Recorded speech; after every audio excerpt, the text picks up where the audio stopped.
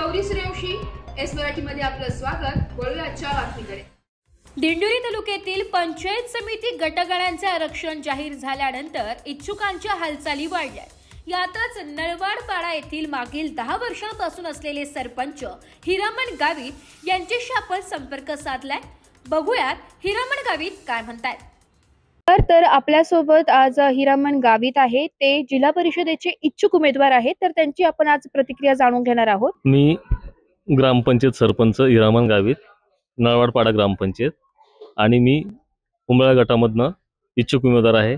आणि 100% या गटामधनं आमचे जे वरिष्ठ आहेत ते मला या ठिकाणी उमेदवारी देऊन आणि आतोनात प्रयत्न करून 100% यावेळेस निवडून आणण्याचा प्रयत्न करते आणि निवडून आणतीलच एवढी खात्री आहे। माझ्या गटागणातील सर्व मतदारांनी पण मला यावेळेस चांगल्यापैकी प्रतिसाद दिलेला आहे। त्याच्यामुळं यावेळेस निश्चितपणे या ठिकाणी मी अजित पवार गटाकडनं इच्छुक उमेदवार आहे आणि घड्याळ या निशाणीवर मी उमेदवारी करणार आहे। सगळ्यात महत्त्वाची गोष्ट का मी मागच्या पंचवार्षिकला पण राष्ट्रवादीकडनं उमेदवारी केली, परंतु समोर काँग्रेसच्या उमेदवार आमच्या भगिनी सुनीताताई चारोस्कर यांच्यासोबत आमची लढत झाली आणि त्या ठिकाणी विजयी झाल्या। मी पराभूत झालो। मी 2 नंबरला त्यावेळेस पण होतो आणि आत्ता पण आजच आरक्षण सुटलेलं आहे उंबळा गटामध्ये अनुसूचित जमाती म्हणून।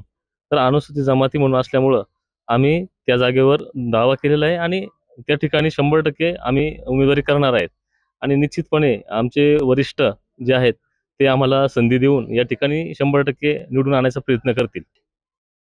धन्यवाद सर। एस मराठी न्यूजसाठी कॅमेरामॅन दीपाली गोहाड सह प्रतिनिधी गौरी सूर्यवंशी, दिंडोरी। अशाच नवीन ताज्या घडामोडी जाणून घेण्यासाठी आमच्या एस मराठी न्यूज चॅनलला लाईक करा, शेअर करा, सबस्क्राइब करा आणि बेल आयकॉनला क्लिक करायला विसरू नका।